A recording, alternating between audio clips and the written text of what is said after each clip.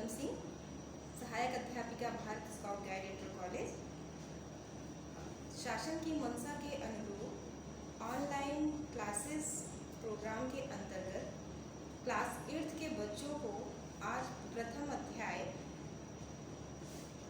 विज्ञान एवं तकनीकी में नवीनतम प्रगति पढ़ाने जा रही हूँ। अपेक्षा है बच्चे इस अवसर पर सकारात्मक सहयोग करते हुए शिक्षण कार्य में रुचि लेंगे। हम लोगों की पाठ्य पुस्तक आओ सीखे विज्ञान का पहला पाठ है विज्ञान एवं तकनीकी के क्षेत्र में नवीनतम प्रगति। विज्ञान के विषय में आपने पिछली कक्षाओं में भी पढ़ा है कि विज्ञान ही हमें नई चीज़ों के बारे में जानने, सोचने, समझने के बारे में प्रेरित करता है और इसी प्रेरणा से हर क्षेत्र में नई नई चीज़ों का आविष्कार होता है। आज हमें इन्हीं के बारे में पढ़ना है कि किस किस क्षेत्र में विज्ञान से हमें क्या क्या चीज़ें प्राप्त होती हैं। तो क्षेत्र तो विस्तृत है, व्यापक है। हम पहले क्षेत्र के बारे में करते हैं जिसका नाम है संचार क्षेत्र। विज्ञान जो है संचार के लिए बहुत अच्छी चीज़ों को आविष्कार किया गया विज्ञान के माध्यम से। जैसे आज इस लॉकडाउन की स्थिति में सभी व्यक्ति जो घरों में सीमित रह गए, बंद के रह गए हैं, आपस में संचार कर रहे हैं। तो संचार का माध्यम क्या रह गया है? Mobile, net, internet. तो आज हमारा और आपका जो ये प्रोग्राम चल रहा है वो भी ईमेल या वीडियो क्लिपिंग के जरिए चल रहा है। तो ये इंटरनेट के माध्यम से जो भी प्रोग्राम चल रहे हैं ये संचार के तरीके हैं। संचार के लिए जो पहले के पुराने थे तरीके, तौर तरीके, उसमें रेडियो, टेलीविज़न ये सब था। फिर और विकास हुआ, कंप्यूटर आया। कंप्यूटर के बाद 21वीं सदी में जाकर देखिए ईमेल, पोस्ट, ई पोस्ट, इस तरह की चीज़ें सामने आई और आज हम लोग इनके बारे में बहुत विस्तृत जानते भी हैं। 3G आया मोबाइल में, 4G आया, अब तो 5G आने की तैयारी चल रहा है, हो रहा है। इसमें भी ब्रॉडबैंड स्पेक्ट्रम चल रहा है। तो ये सब संचार के माध्यम है। संचार का मतलब हम अपनी बात अपनी जगह से दूसरी पृथ्वी पे किसी भी कोने में मौजूद व्यक्ति तक पहुंचाने का जो भी माध्यम अपनाते हैं वो संचार का माध्यम कहलाता है। फिर विज्ञान का दूसरा क्षेत्र आप शिक्षा के क्षेत्र में देख लीजिए, संचार का माध्यम।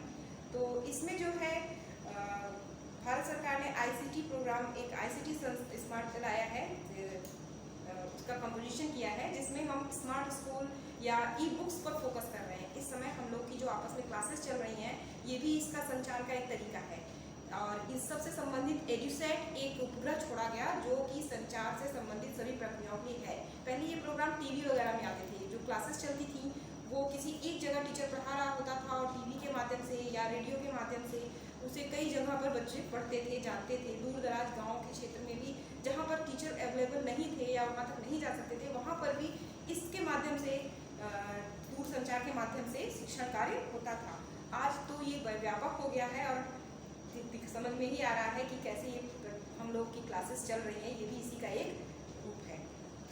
इसके अलावा अब विज्ञान के अगले क्षेत्र के बारे में देखें जिसे हम कहते हैं स्पेस रिसर्च या अंतरिक्ष प्रौद्योगिकी।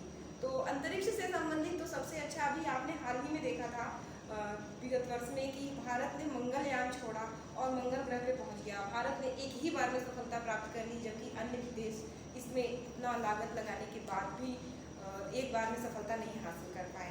तो स्पेस यानी पृथ्वी से बाहर अंतरिक्ष में जा कर के वहाँ से संबंधित प्रयोग करना, दूसरे ग्रहों की जानकारी जुटाना और नित नए आयाम के बारे में जानकारी जुटाने के लिए जो भी प्रोग्राम चलाए जाते हैं, जो भी उपग्रह वगैरह लॉन्च किए जाते हैं। तो भारत में आपको पता है इसरो इसका संगठन है जो नए नए उपग्रह बनाता है, उनकी अनुसंधान के लिए उन्हें अंतरिक्ष में स्थापित करता है और इसमें भारत को महारत भी हासिल हो गई है। पूरे विश्व में भारत एक नए राजनेता के रूप में उभर कर भी आया इस क्षेत्र में। मंगल ग्रह के बाद भारत की एक अलग स्थिति बनती है। इसी तरह से इनसेट, PSLV, GSLV आदि भी इसी से जुड़े हुए हैं। जो पृथ्वी के बाहर जो कक्षा है उस कक्षा में कुछ उपग्रह स्थापित कर दिए जाते हैं और ऐसे स्थापित किए गए उपग्रह पृथ्वी के चक्कर लगाने के साथ साथ वो पृथ्वी के उसी तरह से चलते हैं और पृथ्वी में हम जो दूर संचार के काम करते हैं, चाहे वो रेडियो चैनल हो, TV चैनल हो या उपग्रह से मौसम संबंधी जानकारी हो, ये सभी जानकारियों के लिए हमें जो उपग्रह वगैरह छोड़ने पड़ते हैं वो हमारा स्पेस रिसर्च का ही हिस्सा है। उसी के अंतर्गत ये सारे काम किए जाते हैं। आज आपको घर बैठे पता चल जाता है मोबाइल से कि कल तूफान आने वाला है, आंधी आने वाली है, ये सब कैसे पता चलता है? ये जो जियो स्टेशनरी सैटेलाइट्स वगैरह छेड़े जाते हैं, मौसम संबंधी उपग्रह छोड़े जाते हैं, ये वो हमें सटीक आकलन देते हैं। उन्हें पता चलता है, पृथ्वी पे ऊपर से वो देख लेते हैं कहाँ चक्रवात उठ रहा है, कहाँ तूफान उठ रहा है, इसकी क्या स्पीड है, ये कब वहाँ पहुँचेगा, और इसका आकलन करके हमें पहले से पूर्वानुमान प्रेषित कर दिया जाता है। ये है संचार का फायदा। इसके अलावा अगला जो है विज्ञान का क्षेत्र है चिकित्सा का क्षेत्र। चिकित्सा यानी मेडिसिन, या आप देखिए इस समय कोरोना बीमारी इतनी तेजी से फैली हुई है, और इसी प्रकरण को हम लेते हैं क्योंकि बहुत रेलिवेंट टॉपिक है ये आपका। जैसे बीमारियां तो मनुष्य में जो जीव है, जंतु है, तो उनमें किसी न किसी प्रकार का शारीरिक कष्ट या शारीरिक परेशानियां होती हैं। वो बीमारी भी हो सकती है और किसी प्रकार का एक्सीडेंट भी हो सकता है। तो इन सब चीज़ों से संबंधित चाहे दवा हो, चाहे प्रथम उनकी जांच करने की किट हो, चाहे वो औजार हो जिनके माध्यम से इलाज किया जाना है, चाहे जांच करने वाली किट हो जैसे सीटी है, एमआरआई है, या अल्ट्रासाउंड है, इंडोस्कोपी है, ये, या किडनी खराब होने पर जो डायलिसिस की सुविधा दी जाती है कि किडनी जो काम कर रही थी उसके फेलियर होने पर डायलिसिस ट्रक उस मशीन से किडनी का काम करा ली जाए, आदमी को काम ना करना पड़े ताकि उसका जीवन बच सके। तो ये सब चीज़ें जो हैं वो चिकित्सा से जुड़ी हैं, और ये सारी चीज़ों का जो खोज है, आविष्कार है, ये विज्ञान के ही माध्यम से हो रहा है, और आज भी इस पर अभी चल रहा है। अभी भी कोरोना से संबंधित हमारी वैक्सीन सुनने में आ रहा है कि ढूंढी जा चुकी है, लेकिन सफलता प्रयोग हो करके और पब्लिक तक आने में इसमें बहुत समय लगता है। तो ये काम, ये रिसर्च, ये सब चीज़ विज्ञान की ही देन है, जिस पर जीवन को बचाने के संबंधित प्रक्रम अपनाए जाते हैं। अगला है कृषि। विज्ञान का कृषि के क्षेत्र में क्या उपयोग है? पहले के ज़माने में आपने देखा होगा कि खेती करने के लिए जानवरों का, बैलों का इस्तेमाल होता था, खाद के लिए गोबर की खाद का इस्तेमाल होता था, सिंचाई के लिए नालियाँ बनाई जाती थी मेड़ों में। लेकिन आज का ये पूरा का पूरा दृश्य बदल चुका है। हम देखें तो आज के ज़माने में सिंचाई के लिए ड्रिप मेथड आ गया है, पानी की लागत कम, समय कम और ज़्यादा मात्रा में सिंचाई, कायदे से सिंचाई होती है।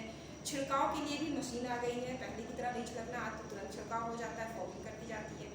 इसके अलावा मशीन, हार्वेस्टर है, ट्रैक्टर है, थ्रेशर है, ये सब एक से एक उच्च मशीन आती जा रही है। यहाँ पर ये भी बताना चाहेंगे कि अपने ही विद्यालय में पिछले वर्ष, विगत वर्ष में हमारे यहाँ के छात्र ने एक ऐसा कृषि संयंत्र बनाया था जो एक साथ कई काम करने में सक्षम था, जैसे बीज की बुआई, फिर निराई, फिर कटाई, फिर मड़ाई, फिर छिड़काव, और इन सब के बाद यदि कहीं किसी तरह से किसी जानवर का अटैक हो जाता है खेत पे, जैसे नील गाय वगैरह अटैक करती हैं, खेती चौपट हो जाती है, उस अटैक से बचने के लिए आपको मैसेज भेजना, जैसे जानवर आ जाए खेत में तो मैसेज भेजना, और नहीं आप आ पा रहे हैं तो ऑन द स्पॉट तुरंत ऐसा कुछ पुश कर देना जिससे फायर हो जाए या आग जलने लगे, जिससे जानवर डर के भाग जाए। तो ये अपने विद्यालय के बच्चे ने देखो एक ऐसा मशीन बनाया, उसका तो उच्च राष्ट्रीय स्तर पर चयनित भी हुआ है, और उसमें कंपनी भी उससे कर रही हैं।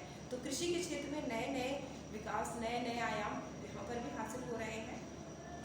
अब विज्ञान से संबंधित परिवहन की बात कर लेते हैं। परिवहन, एक जगह से दूसरी जगह तक जाने के लिए जो भी आप साधन इस्तेमाल करते हैं, जो परिवहन कहलाता है। अब परिवहन में पहले के ज़माने में लोग बैलगाड़ी चलते थे, पहिए का आविष्कार हुआ था। आज क्या है? आज आप जमीन पे, पानी के अंदर और हवा, तीनों जगह पे विचरण कर सकते हैं। किन किन चीज़ों से आपको पता है? कार है, रिक्शा है, लेकिन आज क्या है? आज मेट्रो है, बुलेट ट्रेन है, ई रिक्शा आ गया जो वातावरण को प्रदूषित ना करे, एरोप्लेन्स हैं, चार्टर्ड विमान है, उड़ने वाली टैक्सी भी सुनने में आ रही है कि आ गई है। तो ये जो विकास का क्रम चल रहा है लगातार, ये किसकी वजह से है? ये सब साइंस की देन है, विज्ञान के नित नए खोजों की देन है, जिससे हम मनचाही गति से अब चल सकते हैं और एक जगह से दूसरी जगह तक सुरक्षित और कम समय में पहुंच सकते हैं। अगला क्षेत्र है विनिर्माण का क्षेत्र। विज्ञान में विनिर्माण का मतलब है कि हमारे पास रॉ मटेरियल हो, कच्चा माल हो, और कच्चे माल को हम इस तरीके से प्रोसेस करें कि कम से कम लागत में ज़्यादा से ज़्यादा मूल्यवान वस्तु तैयार हो सके। जैसे कपड़ा उद्योग ही ले लीजिए आप, उसमें रॉ मटेरियल कॉटन है, या कोई केमिकल है, या रेशम है, या ऊन है, और इसमें इसका उपयोग करके ज़्यादा से ज़्यादा मात्रा में हम तैयार कर लें अच्छे वस्त्र, अच्छी फाइन क्वालिटी के तरीके से कपड़े तैयार किए जा सकते हैं, मिक्स करके तैयार किए जा सकते हैं। रॉ मटेरियल में हमारी लकड़ी भी आती है, लकड़ी से हमारे बहुत सारे हस्तकला उद्योग चलते हैं। तो उच्च तकनीकी का प्रयोग करके विनिर्माण के क्षेत्र बहुत व्यापक है, और इसमें बहुत सारी चीज़ें आती हैं, बनाई जा सकती हैं। विज्ञान का अगला क्षेत्र है आपका उद्योग क्षेत्र या इंडस्ट्री का एरिया। आज तो हमारा पूरा इंडस्ट्री इस समय ठप चल रही है, बंद चल रही है, कारण कोरोना का ही कारण है। लेकिन उद्योग क्षेत्र से आप समझ रहे होंगे कि आज हमें दैनिक जीवन में जिस भी चीज़ की ज़रूरत है इंडस्ट्री से ही वो बन के आती है, क्योंकि पॉपुलेशन इतनी बढ़ती जा रही है कि छोटा छोटा निर्माण काम नहीं दे रहा है। एक लार्ज अमाउंट, एक लार्ज मास के लिए बहुत ज़्यादा लोगों के लिए जो तैयार करना होता है वो बहुत ज़्यादा मात्रा में तैयार करना होता है, और उसका रेट भी बहुत ज़्यादा नहीं होना चाहिए, कीमत भी कम से कम, लागत कम से कम आनी चाहिए।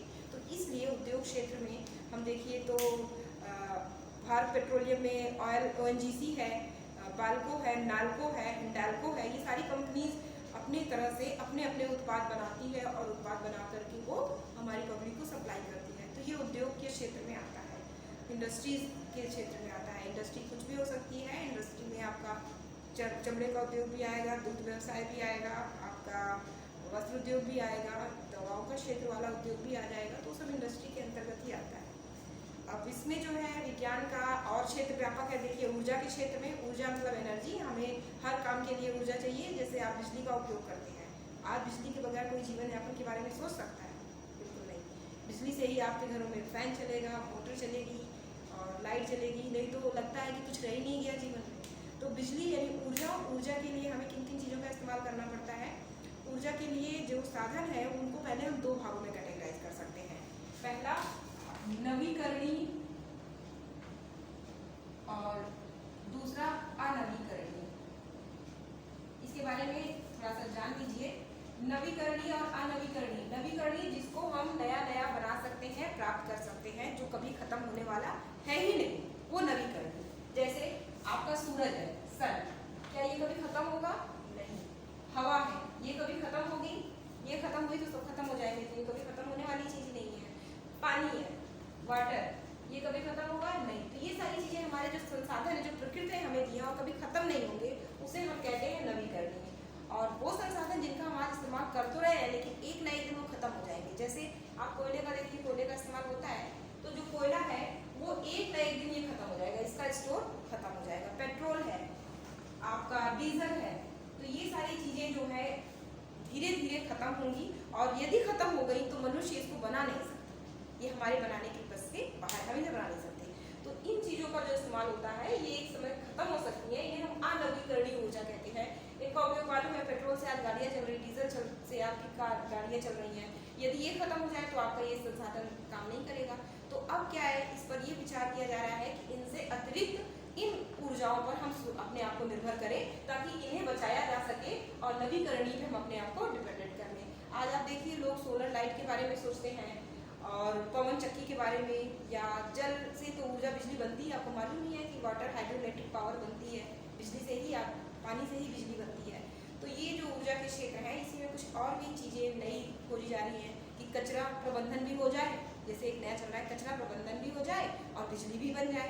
तो कचरा तो हम मनुष्य है तो वो यूज़ करेगा, तो उसमें वेस्ट मटेरियल निकलने हैं, उस वेस्ट मटेरियल को रीयूज़ कर लिया जाए तो बिजली भी बन जाएगी और वेस्ट मटेरियल का अच्छा यूज़ भी हो जाएगा। तो कुछ इन सब चीज़ों पर चल रहा है।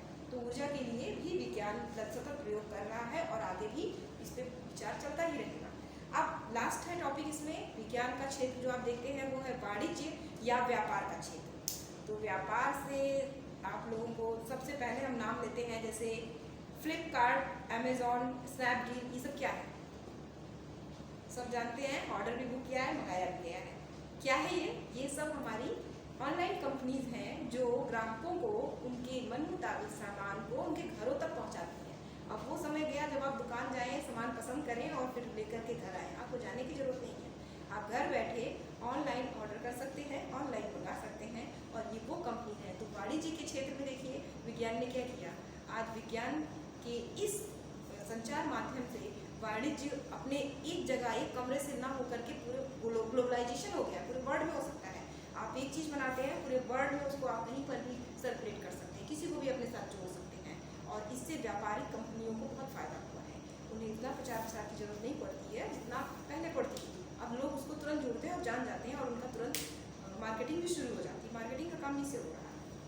और सबसे आखिरी लास्ट है ई गवर्नेंस, या आप कह सकते हैं कि इस इंटरनेट के माध्यम से जो सरकारी तंत्र है वो अपने सभी जुड़ सकता है, अपनी सूचनाएं उन तक प्रेषित कर सकता है और उन तक हम अपनी शिकायतें भी पहुंचा सकते हैं।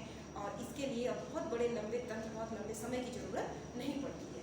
ऑनलाइन गवर्नमेंट आपको आदेश दे सकती है, जैसे अचानक से छुट्टी होने होते हुए आप लोगों को मोबाइल से ही मैसेज भेज दिया जाता है। छोटे लेवल की बात बता रहे हैं। हम लोगों को भी ऐसा होता है, कोई भी चीज़ जानकारी है, अब पेपर आए 2 दिन वहाँ टाइम लगे, 4 दिन यहाँ टाइम लगे, इसमें क्या है मोबाइल पर सीधे भेज दिया जाता है, नेट ईमेल के माध्यम से फैक्स कर दिया गया और ऊपर की सरकार की जो अधिकारियों की सूचनाएं हैं या गवर्नमेंट की जो सूचनाएं हैं उन्हें हमें तुरंत पलक झपकते ही हम तक पहुँच जाती हैं। तो ई गवर्नेंस का प्रचलन हो गया है और इस पर भारत काम कर रहा है और सभी देशों में तो पहले भी चल रहा था, भारत ने भी बहुत प्रगति की है, उस पर भी इसका काम चल रहा है। तो उम्मीद है आज की इस वीडियो में इस लेसन से संबंधित खास चीज़ें मैंने आपको समझा दी हैं। आप लोगों को पाठ्य वस्तु पहले ही मैंने दी थी, आपको पूर्व अध्ययन करना था, सेल्फ स्टडी करनी है। इन छुट्टियों में आप सेल्फ स्टडी करिए और जब मैं वीडियो बनाऊंगी तो आपको इन सब चीज़ों को थोड़ा क्लियर कर दूँगी। इसके बाद पाठ के लास्ट में दिए गए प्रश्नोत्तर आपको खुद हल करने हैं। यदि कहीं कोई दिक्कत आती है तो आप हमसे पूछ सकते हैं मोबाइल के माध्यम से, ऑनलाइन।